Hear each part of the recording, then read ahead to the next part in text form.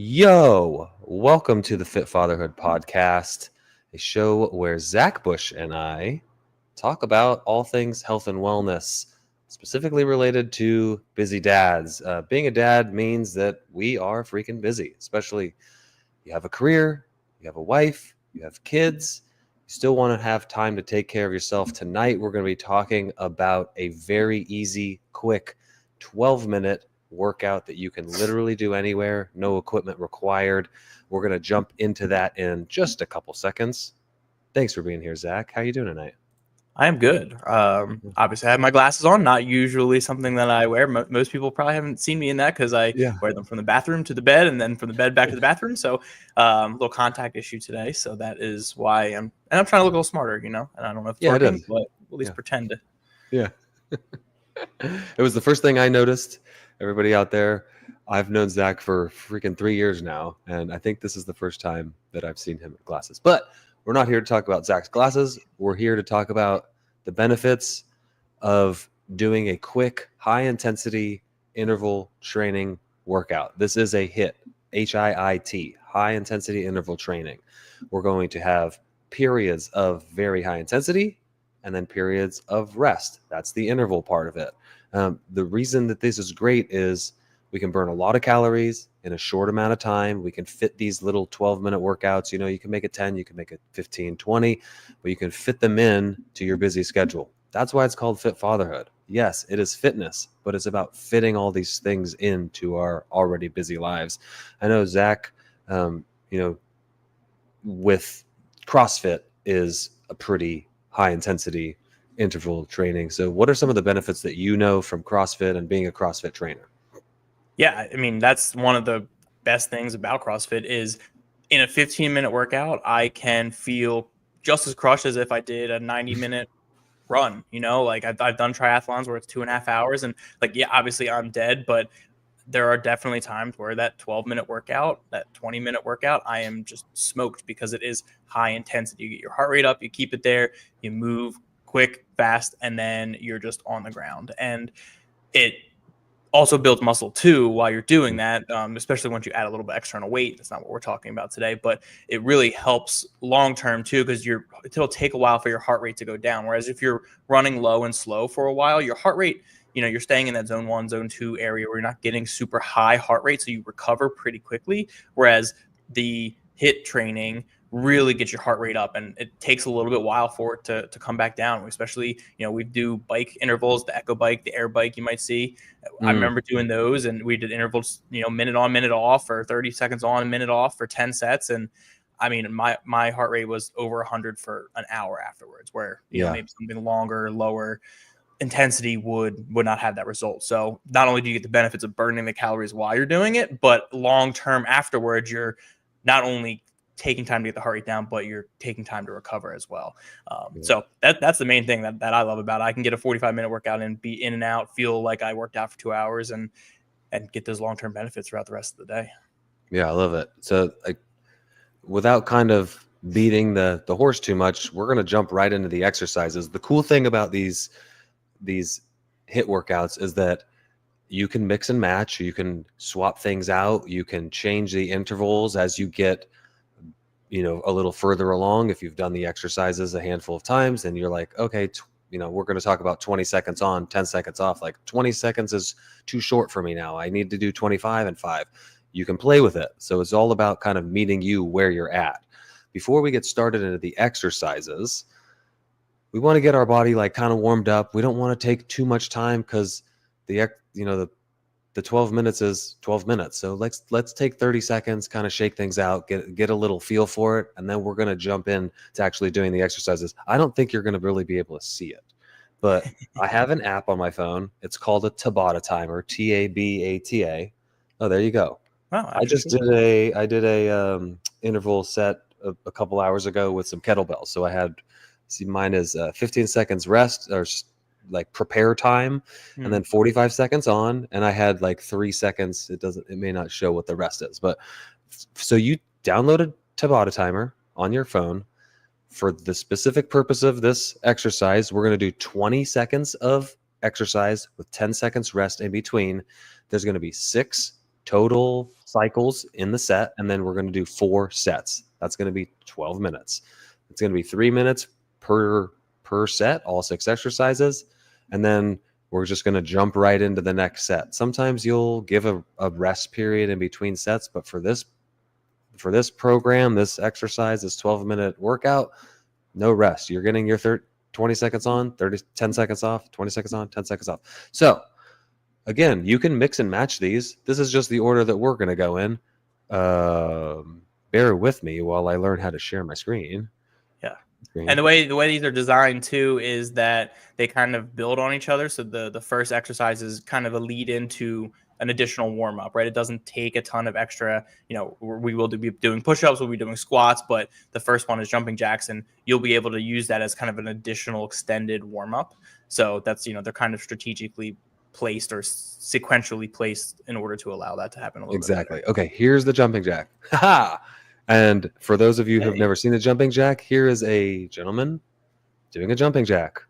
Nothing fancy, nothing crazy. Any tips or pointers that you want to throw out there, Zach, while we're looking at this guy do the jumping jacks? No, I mean, don't jump too wide, but just kind of keep the coordination of the hands go up while the feet go out. And try to stay on your toes. Don't land flat on your feet. Kind of stay light. Soft landings as you jump out and jump in. That shouldn't be super high stress on the knees or the hips or anything like that. Just nice and simple. Again, you can go out a little bit wider, but it doesn't have to be crazy wide either. Yeah. And just ease into it. Like if you haven't done jumping jacks in a long time, let's take it slow. We don't want to hurt ourselves on this first 12-minute workout. We want to build and progress so we can do more intensity along the way.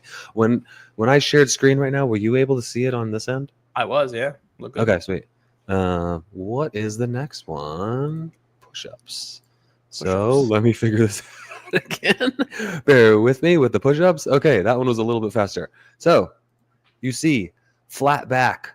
You want to think about from your head to your heels is a straight line. We can accomplish this by clenching our butt, our glutes, our hamstrings, our core, our abs, our back, and you're just getting as far down as you can comfortably without any pain and pushing yourself up.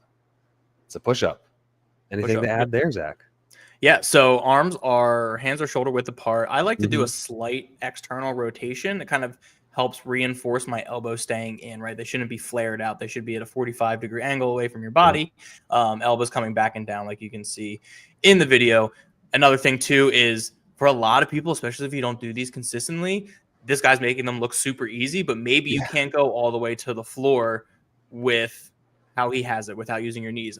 I always have people drop to your knees, right? And I remember growing up, they were called like girl push-ups. But honestly, the most important thing of any of these exercises or any exercise in general is doing full range of motion, right? So push-ups going all the way chest to the deck. If that means you have to take some of that weight away and add a little bit of leverage by dropping those knees, yes, thank you. So doing that, right? I want that full range of motion. I want you to get those pecs involved. I want the biceps, the triceps, all of those involved as you go down through that full range of motion, not just stopping halfway down, because you're missing all of those benefits in the joints from getting that full range of motion. We'll talk about squats. It's kind of the same thing too. Like, what can we do to make sure you're getting that? And if that means you're doing these for a month, awesome. That's great, because then that's going to build up that strength that you need to be able to do them full range of motion from that plank position, just like the first video. I'd love to add too, talking about variations of this. Starting out, getting on your knees might be too difficult. Don't be afraid to use your countertop, your kitchen countertop, and you can get yourself at an angle and start there. You can even, if that's too difficult, use the door jamb and get yourself going in that range of motion. Yeah, it's not going to be as difficult of an exercise, but if something is too difficult for you, we've got to progress from there. So that being said, let's try to share the next one. Yeah, and the next one's it's a nice combination, right? Because we have the jumping jacks, which are going to get your heart rate up and you move in the feet, right? And then we go pushing, and now mountain climbers are going to get in that push-up position while you're moving the feet. So a combination of the two, again, gets the heart rate up a little bit more than maybe the push-ups were, but uses that shoulder stability, uses that core stability, but also gets those legs moving. A lot of these are going to get the Marine up here. Oh, I had to get the Marine for the mountain climbers. I found one that was not all Marine. Marines. Yeah. So you see, he said he's getting himself set up, and then he's going to start going. He takes a little while, apparently. Yeah. Yeah, actively pressing through the floor through this is going to be the most important thing, especially as you get tired, you get later into that 20-second interval.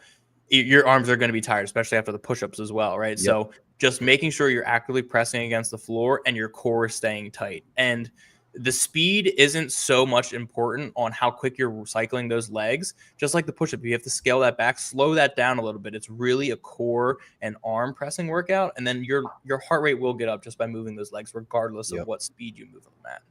Yep, exactly. I love it. I don't have anything to add to that one. Let's continue moving on to, I think the next one is squats, correct? Yes, bodyweight squats. This is a great one. Air squats. If you do Yep. CrossFit, that's what it's called, because there's also front squats with the barbell. There's also back squats with the barbell. A bunch of different kinds of squats. But yes, We do have a lady in this one. I couldn't find a guy doing it, but you will notice here that she's not going super deep here in these squats. This is something that we can work on as we're progressing. She's, kind of starting at a beginnerish level. Like if you can't get that far down, get as far down as you can. We want to be trying to work towards a full range of motion, which is knees trekking over toes, getting our butt to the ground as far as we can. Yeah. Knees over the toes is a big important thing, making sure they don't cave in as you try to come back up. And the another way that we do to kind of help progress from maybe this to a little bit lower is we use medicine balls to squat down to that, or to a box that's a little bit lower. You sit down to that, and again, your feet are in that squat position, so shoulder width apart, toes pointed out slightly. You're sitting down on that box, and then feet stay in that same position, driving through the heels and standing all the way up. So that'll kind of help ease into being able to get to that full range of motion. A lot of times the full range of motion isn't achievable because of ankle flexibility and hip flexibility, which are some things you can kind of start addressing. But that's typically what people struggle with when it comes to getting full range of motion on the squat is that. So it's working a little bit on the flexibility with the ankle and the hips. But, again, squatting to an object is a great thing to start working on to help build up that full range of motion, sitting down and standing back up. I love it. And I personally, like you're mentioning the ankle and knee mobility, I actually will grab onto something to keep myself from falling backwards, because that's where I start to lose balance towards the lower end of the motion. And so I'll grab onto something to allow my body to kind of get down there and work on that flexibility in the lower end. And just, it's not like something's going to happen overnight. It takes a very long time. And as soon as you stop doing it, I've noticed this. This is an anecdotal little tidbit. As soon as you stop doing it, you lose that flexibility. So it's something that you want to continue, definitely continue working on. And next some people are more flexible than others. So it's, one of those things where, some people are just naturally flexible. I've been fortunate where I'm naturally flexible. There's disadvantages that you tend to be a little bit more prone to injury if you're not strengthening things properly.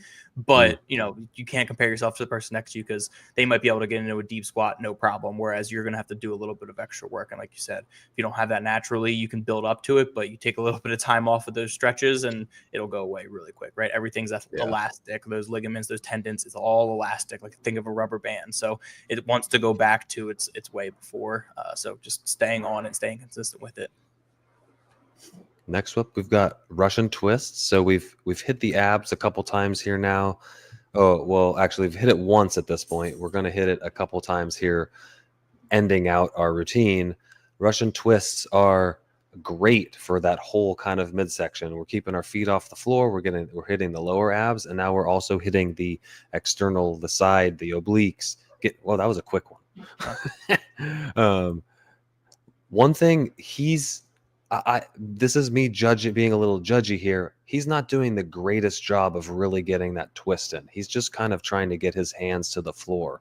One thing that I like to think about, and I'm going to come off a share here really quick, is as I'm doing my rotations, I'm trying to think about driving my elbow back and around. So really getting my twist in. The thought of with the Russian twist is like, oh, hitting the ground. Yeah, that's great. You're getting a little bit twist, but we really want to feel the whole body rotate as much as we can. Again, if you can only get a little bit of twist in because you're not flexible yet, you don't have the strength, do what you can. Okay, Zach, I'll open it back up to you. Should I pull the video back up? You want to talk to It no, it's okay. In the video, he just had his feet up. If that adds a significant amount of difficulty, you can set those feet down on the ground. That's totally fine. Again, it's a twist, it's a torsion activity. So getting those feet on the ground, if that's what you need to do, that's perfectly fine. That's a sub that I usually give people as well.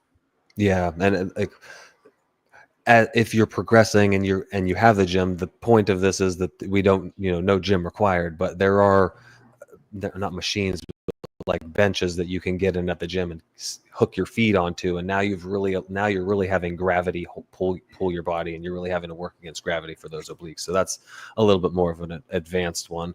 And then we're going to finish it up here with a couple different variations, but we're going to start with where we're working to, which is a plank. And it's very simple. And this is not, look, it's paused. Nice. That's how he's supposed to be. So similar to the push-ups. Can you see my mouse? I can, yeah. Okay, sweet. So you've been watching me click around. See how from head to heel is a pretty darn straight line. He's got his abs flexed. He's got his glutes flexed and his hamstrings flexed. All this is creating a straight line. This is what we want to look like in a plank. Now, I can't just switch tabs, though, is the issue, huh? Now, if this is too difficult for you, if you get yourself into this position and 20 seconds goes by and you just can't handle yourself anymore, we're going to, bear with me. Oh, is it not on here? I lost it. Well, we're just going to talk through it. I have too many tabs open. Russian twist? Probably hidden there somewhere. It's right here. I have it. Yeah. Sorry, dead air. So that was a high plank, right? So is the other one the low plank? Yeah, it's a low plank on your forearms. Yep, we're just going to do elbows stay under the shoulders. That same kind of angled core and hips are. Yeah, there we go. Yeah, I just shared the whole screen very similar head to heel. We're trying to keep that as straight as we can. We're just now taking a little bit off of the body because we're down on our elbows now. Is there a side view? No side view. But that's a little bit more beginnerish variation of the plank. That was James. Hey, thanks for being here, James. Appreciate you. That was this 12-minute exercise. So here's some variations of this that we can do. We can do exercises 1, 2, 3, 4, 5, 6, 20 seconds on, 10 seconds off. And that would be one set. We could also do exercise 1 twice, 20 seconds on, 10 seconds off, and work down the list that way. And so you would just have kind of 2 sets that way. You can do this a few times. You can do this one time and completely change the order of the workout. You will feel different afterwards. Like Zach was mentioning, you have a push-up and then the very next exercise are mountain climbers. Maybe that's a little bit too strenuous for you. And so we want to maybe stagger when we're putting our hands on the floor. So you might start with push-ups, then you do jumping jacks, then you do mountain climbers, do your squats, do your planks, and then do your Russian twists. So now we've staggered where we're putting our hands on the floor and giving our upper body a little bit of a break in between those things. This should take you, 13 minutes from warming up to being cooled down. You're done. That's it. I love these things. This is how I start my day, not with a specific one every single day. I get bored of that, but start plugging and playing. Get rid of the mountain climbers and put in burpees. Get rid of the squats and do some deadlifts or some lunges. The great thing about this is the Tabata aspect of it can stay the same, and you can just start swapping things out. We're a little over time here from what we normally do. Want to wrap us up, Zach? Sure. Before we head over to our call. Yeah, no, I think these are good. I mean, Tabata, for me, traditionally, Tabata's 8 rounds of 20 seconds on, 10 seconds off. That's what I'm used to. That's at least the CrossFit way of doing it. So I like doing that because it's enough, right? Eight intervals of that. You think, 20 seconds of work, 10 seconds of rest.